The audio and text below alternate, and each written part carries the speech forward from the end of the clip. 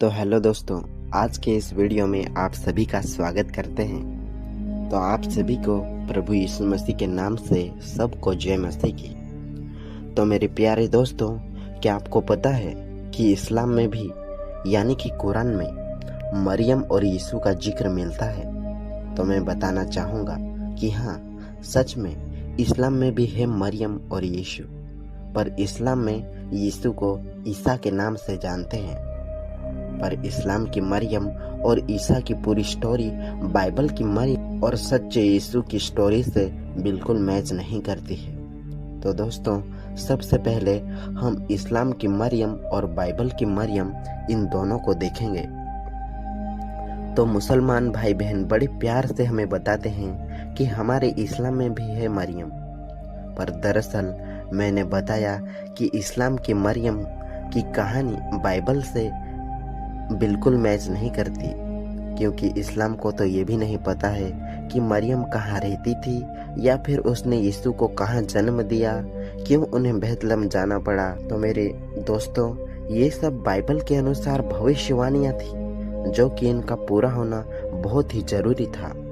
वो भी सैकड़ों साल पहले बताई गई थी भविष्यवाणियाँ।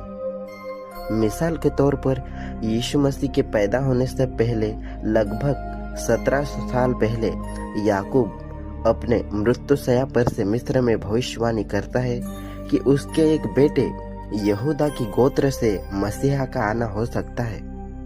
मेरे दोस्तों, इस भविष्यवाणी से ये तो पक्का हो गया था कि इज़राइल की किसी और गोत्र से वह मसीहा नहीं आएगा, और इसी तरह और भी बहुत सारी भविष्यवाणियां हैं जो ये बताती हैं कि मसीहा पैदा होने वाला है। और इस्लाम को तो इन बातों को और भविष्यवाणियों को कुछ भी पता ही नहीं। ऐसा लगता है कि इस्लाम की कहानी है वो अपने आप ही गढ़ी गई या फिर बनाई गई है, क्योंकि इस्लाम जो भी बयान मरियम के बारे में करता है उनका ना तो कोई लेना देना इतिहास से है और ना ही भूगोल के साथ है। क्योंकि रिसर्च करने के बाद पता लगता है कि ये बस अपने आप ही यूं ही लिखी हो, जैसे कि कुरान की दूसरी भी कहानियाँ कहीं कहीं से चुराई गई हैं। वैसे क्योंकि इस्लाम के मरियम के कहानी में यूसुफ का कोई जिक्र ही नहीं मिलता है, और तो और ना ही उसमें यह बताया गया है कि मरियम के समय में रोमन का शासन था फलस्तीन में, और ना ही हेरोद राजा का या फिर नासरत गांव का या बेथलेहम का। इन सब का इस्लाम में कोई भी जिक्र नहीं मिलता। इस्लाम को तो ये भी नहीं पता है कि मरियम फलस्तीन के इलाके गलील के एक शहर नासरत में रहती थी, पर इस्लाम की मरियम बड़ी हुई थी यरूशलेम के मंदिर में, वो भी जकरिया नबी के निगरानी में। इस्लाम में जकरिया नबी को जकरिया महायाजक और नए नियम में जो जकरिया है, जो कि लूका अध्याय 1 वर्ष नंबर 5 में लिखा है, वो जकरिया तो सिर्फ याजक था, वो महायाजक नहीं था, और अपनी बारी आने पर सिर्फ पवित्र स्थान में जा सकता था, महापवित्र स्थान में नहीं। और अगर बात करें पुराने नियम में जो जकरिया है उसके बारे में, तो वो भी सिर्फ परमेश्वर का एक नबी था, वो याजक महायाजक नहीं था। इन जकरियाओं के बारे में इस्लाम पूरा कंफ्यूज है। हम सब ये जानते हैं कि यरूशलेम के मंदिर में कोई भी महिला रह नहीं सकती, यहाँ तक कि जकरिया याजक भी।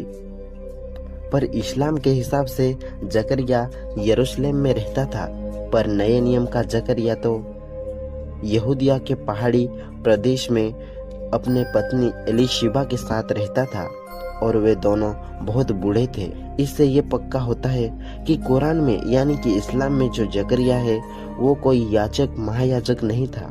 ऐसे ही कुरान का कैरेक्टर है जो कि खुद लिख के बनाया गया हुआ है। और रही बात मरियम की, तो मरियम गर्भवती होती है पवित्र आत्मा की सामर्थ्य से। पर अगर हम इस्लाम में देखें तो पवित्र आत्मा कोई और नहीं, जिब्राइल स्वर्गदूत है, और उसी ने मरियम को गर्भवती किया है, जो कि कुरान में सूरा मरियम अध्याय 19 वर्ष नंबर 19 में लिखा है कि उसे यानी कि जिब्राइल स्वर्गदूत को अल्लाह ने भेजा था मरियम को नेकी और भलाई से बड़ा हुआ पुत्र प्रदान करने के लिए। मुसलमान ऐसे मानते हैं कि जिब्राइल स्वर्गदूत ने मरियम को गर्भवती किया। ऐसी इतनी घटिया सोच मुसलमानों की, पर बाइबल में जिब्राइल स्वर्गदूत सिर्फ परमेश्वर ने दिया हुआ संदेश मरियम को देने के लिए आया था। खैर चलो आगे देखते हैं। जब इस्लाम की मरियम गर्भवती होती है, गर्भवती के टाइम वो गर्भ लिए एक दूर स्थान पर चली गई, तो अंत में प्रसव पीड़ा उसे एक खजूर के तने के पास ले आई और वो प्रसव पीड़ा के दौरान परेशान होकर कहने लगी, क्या ही अच्छा होता कि मैं इससे यानी कि ये सब होने से पहले ही मर जाती और भूली बिसरी हो गई होती। तब मरियम के नीचे खुदा का स्वर्गदूत बड़ी आवाज में कहता है कि शोक मत करो, तुम्हारे रब ने यानी कि अल्लाह ने तुम्हारे चरणों में से एक जलधारा प्रदान की है और इस ताड़ के पेड़ के तने को अपनी ओर हिलाओ और यह तो खजूर का पेड़ तुम्हारे ऊपर ताजे पके खजूर गिराएगा, इसलिए खाओ पियो और अपने दिल को शांत रखो।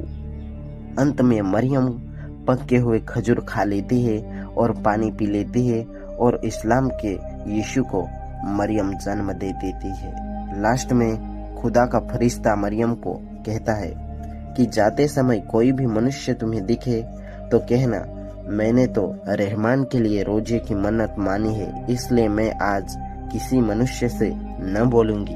तब मरियम वहां से बच्चे को लेकर अपने कौम वो जहां रहती थी यानी कि यरूशलेम मंदिर में जाती है, तो लोग उस पर जिना करने का इल्जाम लगाने लगते हैं कि उसकी संतान नाजायज है। ये सब कुरान में सूरा मरियम अध्याय 19 वर्ष नंबर 27 और 28 में लिखा है कि हे हारून की बहन मरियम, तूने तो बड़ा ही आश्चर्यजनक काम कर डाला है।